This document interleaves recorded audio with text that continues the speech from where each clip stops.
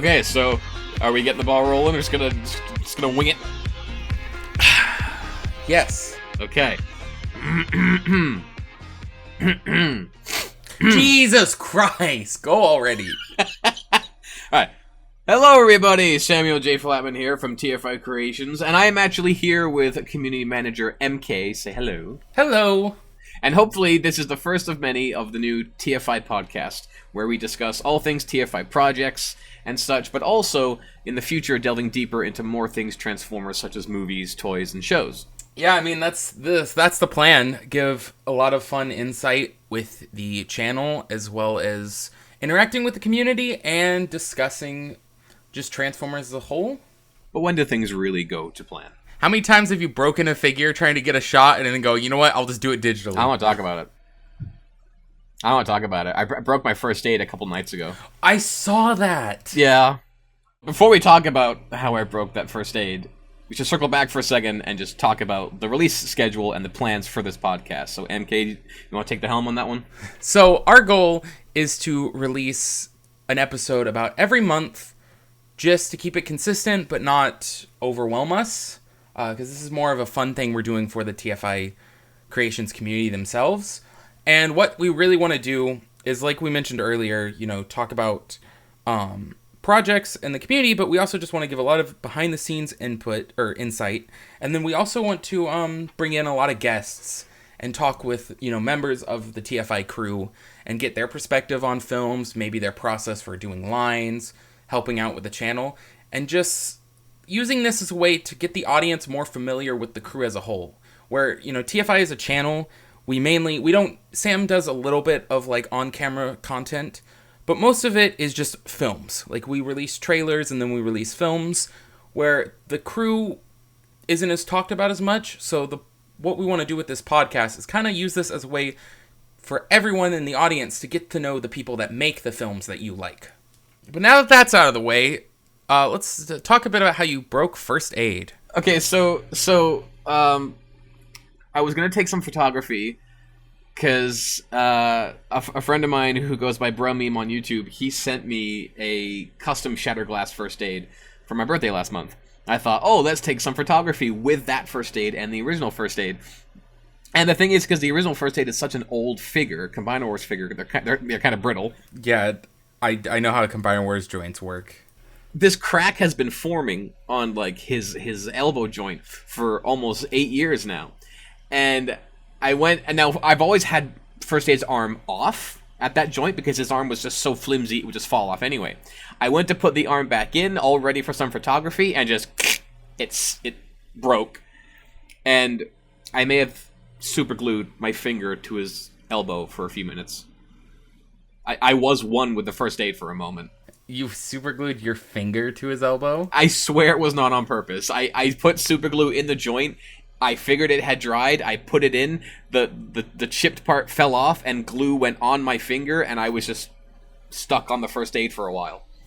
I've been trying to hunt down Combiner Wars Protectobots for God knows how long. I gave up. I've given up. I'm gonna either just get a third party or wait for a legacy. Okay, but that's the thing with third party. The only way to fix my First Aid was I actually just put in an order. It was only $20 for the KO Combiner Wars First Aid. And I figured I'll just pull his arm off. Is it the same scale, though? Yeah, it is. It is. You sure? That doesn't sound like you're sure. I certainly hope so. I certainly hope so. You know the Revenge of the Fallen, the twins from Revenge of the Fallen? Your First Aid's gonna look like that with just one giant hand. Roll out what might have been. That's what happens. Roll out what might have been. Oh, did you film? Have you finished filming that, right? Well, First Aid broke. So no. Anyway, we should get back to talking about like the TFI films, and we were discussing rollout films, specifically the next rollout film that's going to be coming out, What Might Have Been. Yes. So, rollout What Might Have Been is actually a project I've been wanting to do for a very, very long time, but just never really had the means or the effort to really do it because it's a very, very intense story, and it is sort of a what if. But I'm not calling it What If because I don't want to do more What Ifs down the line. This is just something I've been wanting to do. So, Rollout What Might Have Been is basically... It's told from the perspective of Hotspot Prime and he's thinking back, way, way back to the moment on the cliff. And he thinks, what if he was successful? And so we see a scenario play out from Hotspot's own, like, thoughts. So it doesn't actually happen. It's not that, upsetting, but it's very, it's basically to show the audience, and the character of Hotspot as well, that what he tried to do on the cliff is not and will never be the answer. And that's what that whole short film focuses on. So it's while it is very, very heavy with its topics, it's still being used to be helpful and supportive. Most actors have already sent in their lines. I was going to film it, but First Aid broke. But would you like to tell that story again, just to ease in the pain? No, I don't want to tell the first. Hold on, didn't someone? Give me a second to pull up Twitter. But didn't someone make a joke about it being Rollout 2 accurate? It is Rollout 2 accurate. They said I. Let me find the person who tweeted that so we can give them proper credit. Because I know you retweeted it. Yeah. It's because in Rollout 2 when poor Firsty dies, his left arm came off, and so now the figure is accurate. Emerald Bunny / Anonymous Dummy, they're the ones who said it. They said the foreshadowing, and they showed a picture of First Aid from Rollout 2 missing his arm. Yeah. Oh, that's heartbreaking. It's accurate. It is accurate. Well, his arm got blown off at the shoulder. It's semi-accurate. It hurts to look at him like that. There's an ongoing joke that because it broke this like a day after I got my Shatterglass First Aid, that Shatterglass did it. That project is probably going to be like a mid to late summer project, depending on how things go. Because as you guys know, right now we're working on Finest Hour, which is our big last night sequel. And then right after that, which is I think we definitely need to get Carlos on here for one of the next ones, is because we're going right into Hearts of Steel. And also along the side, we're going to be working on the Rollout spin-offs. And I know you want to talk about Dreadwind. I'll talk a bit about it. There's still some plans, but Dreadwind was a character that you had me just voice randomly in Rollout 2. That was meant to be just like a background one-off character, because you promised me a voice role, but then you're like, oh shoot, everyone's casted. Here, be Dreadwind. But then he somehow he went from just a Decepticon background goon character to someone that's kind of developed a bit over the films. Even the non-Rollout films, he's shown up a bit. It's been a lot of fun to play that character. So I was talking to Sam, and I convinced him to do just a short, nothing too long, probably maybe along the same lines as the Rollout First Aid film, just a short little origin on Dreadwind, because he talks a bit in Rollout 3 about like some adventures he went on, and specifically a relationship he had with First Aid. And that would be fun to explore, as well as if anyone knows the character of Dreadwind, they know he has a partner, Blackwing, who I would like to bring into the Rollout universe and do tell a bit of a story with. So Rollout Dreadwind would be just a little spin-off film that focuses on those two characters specifically, and probably shows the events that Dreadwind mentions in Rollout 3 in regards to First Aid. You want to tell the listeners how you pitched that idea to me in a certain voice message when you send in your lines? Okay, so when oh, you're going. I see. You're fully. What is it? Revealing our dirty laundry. I don't know. Revealing our dirty laundry. No, it's not that spicy. No. What kind of a saying is that? It's a real thing. I've never heard it. It's hold on. Am I old? No, you're Canadian. Yeah, okay, you're right. Maple syrup. Hang on, no, I'm not Canadian. I wasn't born here. You're British. It's worse. According to Merriam-Webster, the phrase dirty laundry means private matters whose public exposure brings distress or embarrassment. Oh. Anyway, so the Rollout Dreadwind came to be. I mean, I've been kind of wanting to do a Rollout Dreadwind film for a while, or doing more with Dreadwind, just because he's kind of, even though, again, he's a background goon character, he's weirdly the character I'm most associated with TFI.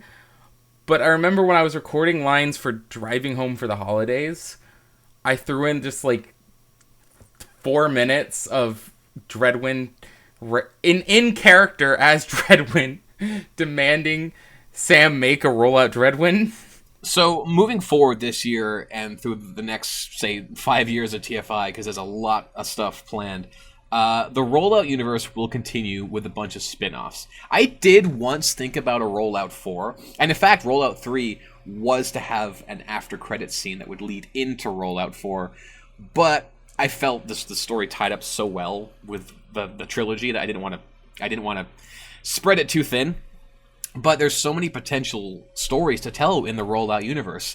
Because I've always thought the rollout universe is our version of G1. It's like it's got that cartoony feel. It's got, classic looking figures, and there's so many characters that have much to tell. And so, as MK described, we have rollout Dreadwind in the works, but we also have rollout Dead End. And rollout Dead End is something that I'll be working on very closely with another TFI member who I believe goes by Big Green the Conqueror now. Gavin was also the voice of Dead End in Driving Home for Christmas, and was also... And Scorponok. Yep, Scorponok in Return to Earth. Literally just... Most of his lines involve screaming. His first ever role was just background character screaming. It was. In fact, Gavin Screams returned for Finest Hour. It's funny, because with Finest Hour, there's a lot of references in that film. And I was thinking that Finest Hour, to me... Even though it's a Last Night sequel, I get a lot of Transformers, like, Interstellar vibes. It kind of feels like that. It's very somber, it's very melodramatic, and it just feels like it is, in fact, the end of the world. And there's even a moment in Finest Hour within the first, 8 minutes where it's filmed from a POV perspective.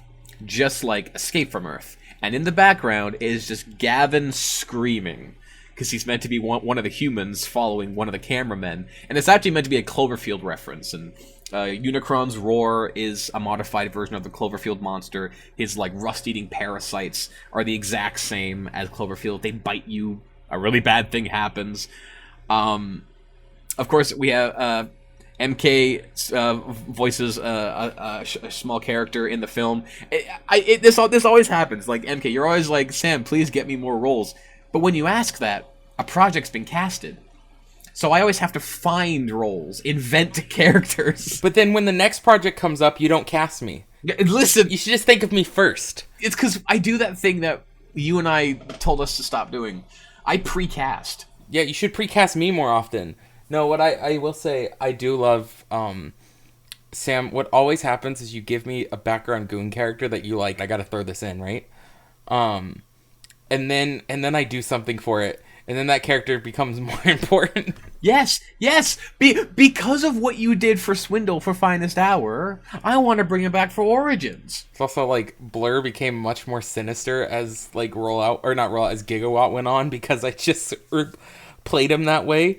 You improv'd a lot, and I threw in one of your, because you do this thing where before you say a line, or before you start your lines, you'll do some practice lines. Yeah, and I used one of them. Yeah, I love doing that. I always try, it helps me keep the voice if I can bounce. Sometimes I have with certain voices for characters, I have key phrases that I say if I feel I'm losing the voice, I'll do something where I'm like, okay, let me get that back. I know exactly what you mean, because for Gigawatt, when I was voicing Wheeljack, the only way to get his voice was to always go Optimus before each line. Mm-hmm. So Optimus, I built a time machine out of a DeLorean, and I had to do that for every single line. And for Finest Hour, our Unicron voice actor, Rambling Rob, at one point, when he fights the Knights, Unicron gets hurt, and Rob sent me unedited lines, and he had to do something to get the right scream of pain, and it starts with him going, "You cannot halt my destiny," and then goes into the scream. he does the old G1 Unicron. He did the whole thing. I said to him, I'm like, I might keep this in. I will say, I've noticed what you do with TFI voice work sometimes is you sometimes typecast us based off of you typecast Gavin as someone who screams. If you have a character that you know is going to yell, you'll get Gavin. I've noticed, I don't know if this is intentional, but you make my characters laugh a lot now. No, before I throw in improv laughs, but now I'll get a script from you and it will be this character laughs here. Driving Home for the Holidays had a whole bit where I had to break down into giggling. Is that a candy cane? Cane? That's actually hilarious. And then that was a lot of fun to record that laughing. Oh, but that's the thing though. If you do something consistently, I will start noticing and putting it into scripts. I just do it because if I feel the character laughs, like I feel like Blur is someone who is sinister enough that he'll be psychotic enough to crack out a evil laugh. And then we also have a few. I feel like we have a few more just rollout projects. I know you've officially announced RC. Oh, and the Medical Masters one was an idea too. Oh yeah, I think did you officially announce that one too? I announced that one on the Discord. I think you did that with RC too. Yeah, and Dead End, and Dreadwind. Did you officially announce Dreadwind yet? I don't think I have.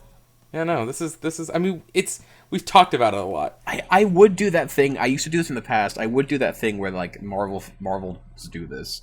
The MCU does this where they have just a list of all the films that are coming out and in what order. I used to do that until I realized how many spontaneous films happen. I mean, I think Mexico City you released a trailer for, and then like a year or like a couple months later you took it down, and then it took like 4 years for the film to come out.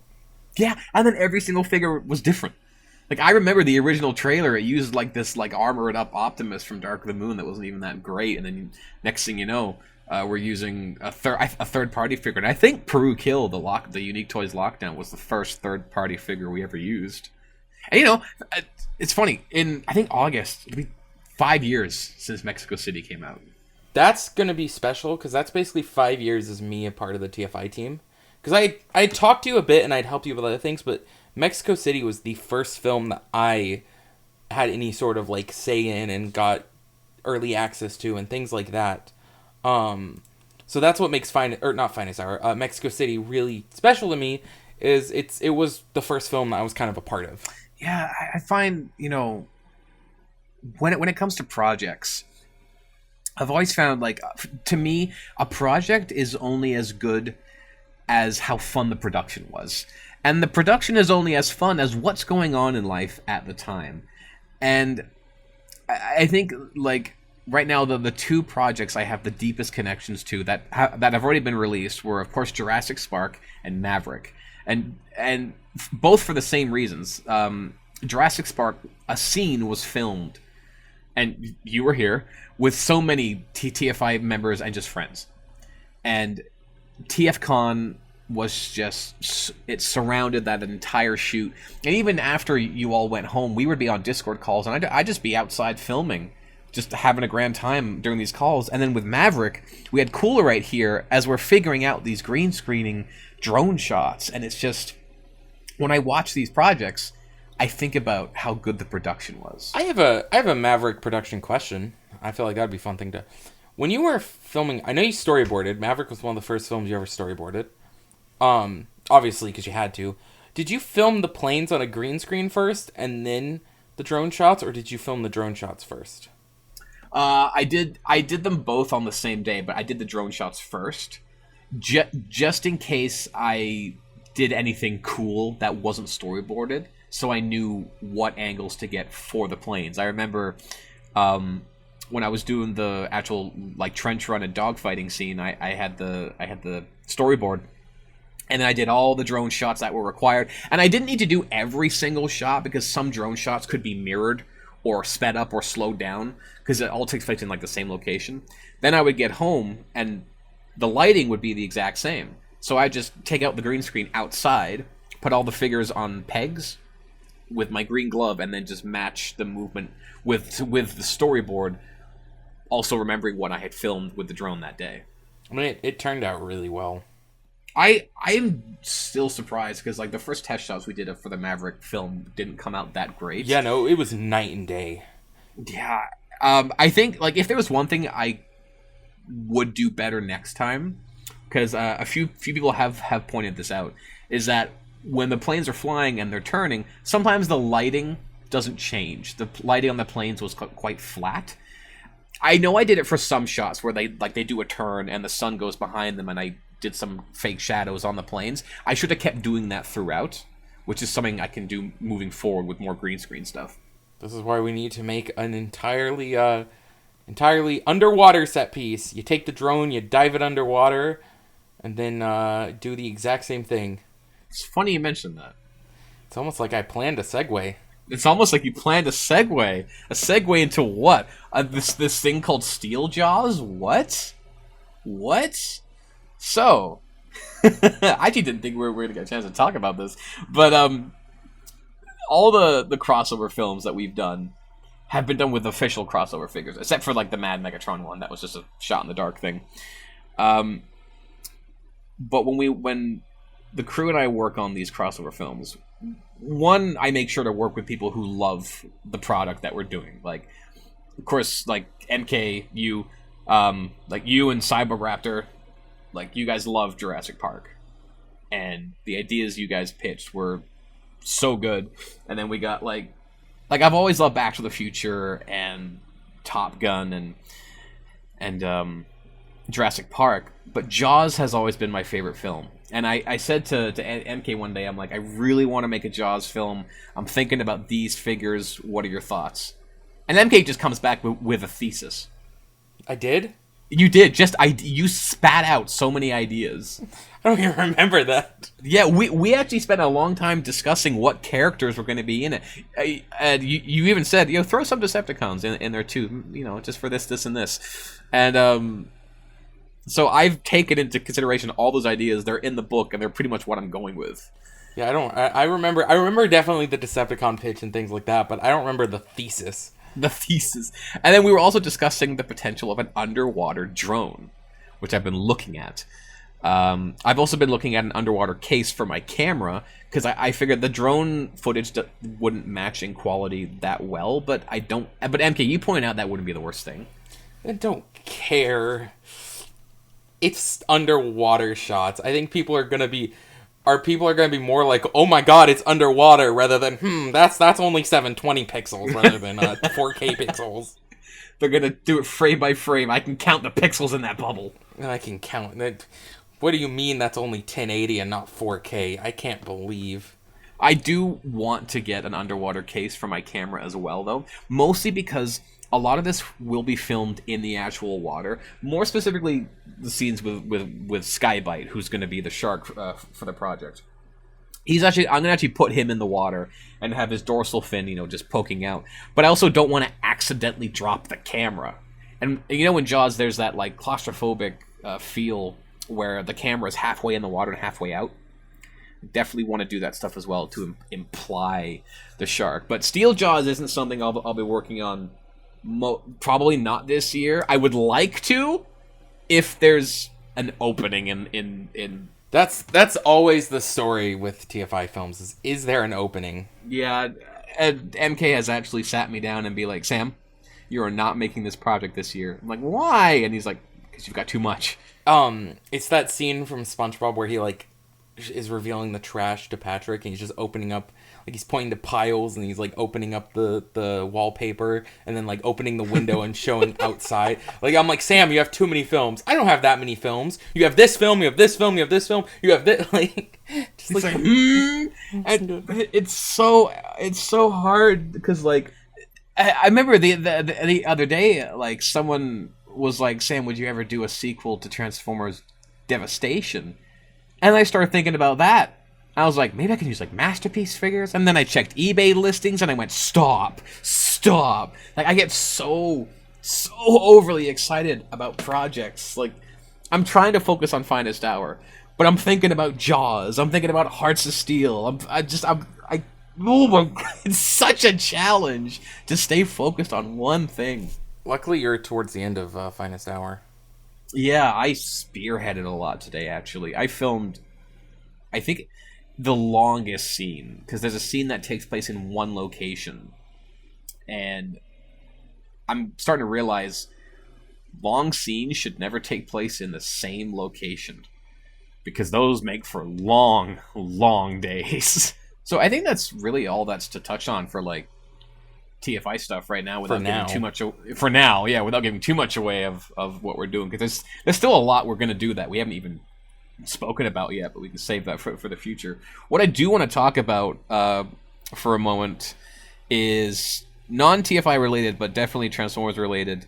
Obviously, right now the big deal is Rise of the Beasts, and we got a clip just the other day of Optimus meeting the Maximals.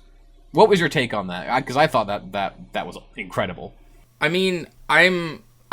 It reminds me a lot of what I liked about AOE, just like all the characters having fun interactions with each other.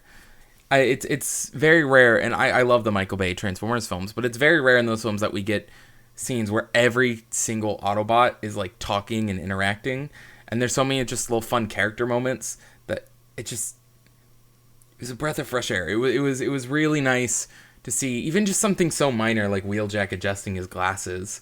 It's like they're very front and center with it in this film, and I really enjoy that. And I like the voices a lot more than I thought. I've always been a Pete Davidson Mirage defender, but this clip 100% sealed the deal for me. Stranger danger, stranger danger.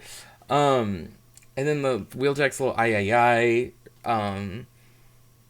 Just so there was so many, and I'm personally not a big fan of Peter Cullen's line delivery in the Bumblebee movie, which we all know the reason why. If you've watched his interviews and stuff, he apparently had to like record off of another actor.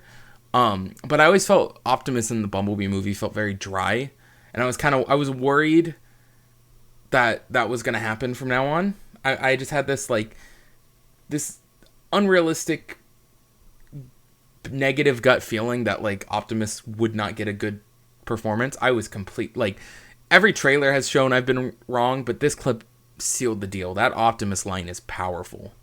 Mm-hmm. I won't ask a second time. It was so well done. Going back to the whole like robot interaction thing. That was a main thing in Age of Extinction. What I like here is that there's a lot of like physical interaction. Like Mirage, of course, gets tackled by a Cheetor, and there's a neat moment where Cheetor looks at Mirage's gun, realizes it's there, and then pins down that arm as well. Now, this is obviously just speculation.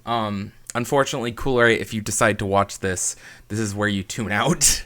This is where we talk a little bit about like what we think of Rise of the Beasts. From what I've put together from the trailers is the museum scene where we see Scourge and Optimus and Bumblebee, where Bumblebee gets stabbed by Scourge.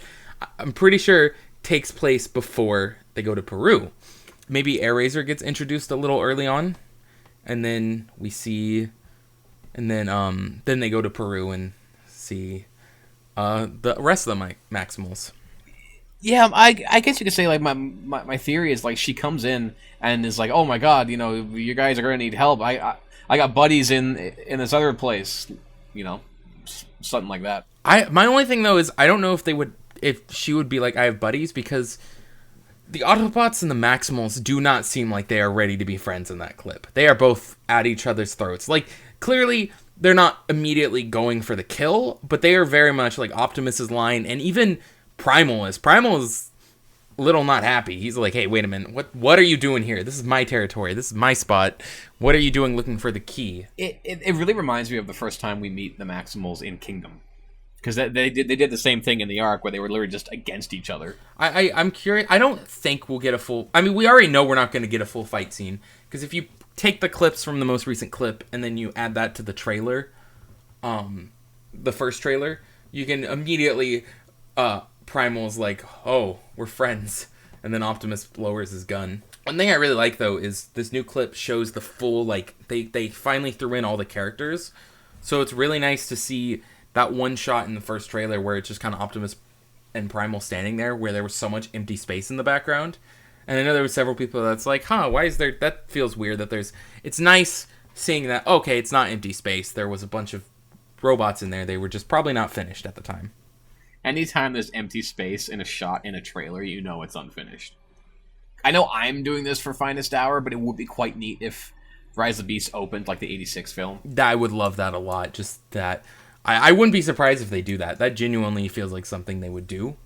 See, that's why I have to get Finest Hour out first, so people can say they copied me rather than the other way around. Oh my god, you just copied Rise of the Beast. You're just a cloud chaser. It's weird. We were waiting on more Earthspark episodes and Reactivate. Like, there's so much Transformer stuff coming out right now, but we haven't. It's not out yet, so there's not a lot to talk about. Well, that looks like that's all that we have to talk about in this first episode. We're keeping it kind of short, straight to the point. We're kind of all over the place, but for our first run, I feel like that's more than justified. Keeping it short also was have 50 minutes of recorded audio. Yes, which this will be heavily trimmed down.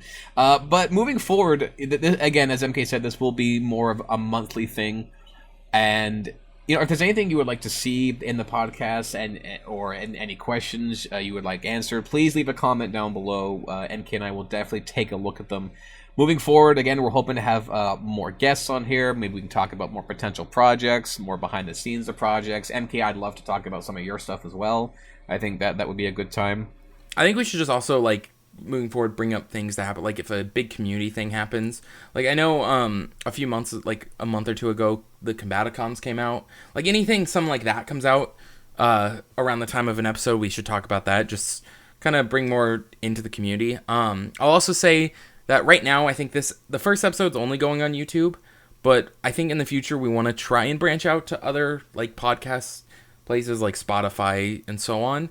So if we get to that point and you are watching on a podcast specific thing and not YouTube, then instead of leaving a comment, if you want to ask questions, you can join our Discord. Yep.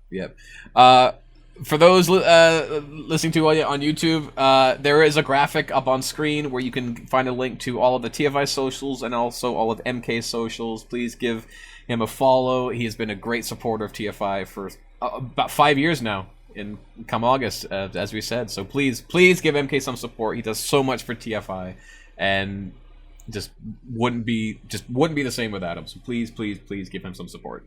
Looking forward to doing more. MK, thank you very much for getting the ball rolling on the TFI podcast. You're very welcome. Okay, now say that less sexual. What do you mean? What do you mean? There was... Oh, I got aroused by that. We can't have I can't help that. I can't.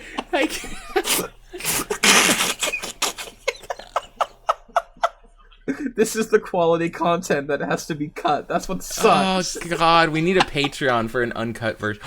Oh, no. Sam, on your Patreon that you still have, put like an uncut version of the podcast. I'd have to edit out some things, though. Oh yeah, don't forget to support TFI on Patreon. Oh yeah, that's a thing.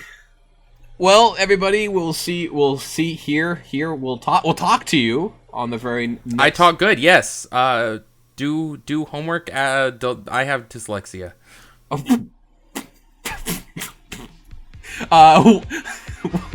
We'll see you guys in the next podcast. And that one will be in June. Stay tuned, you'll be updated. Take care. God damn it. I'm gonna stop recording now.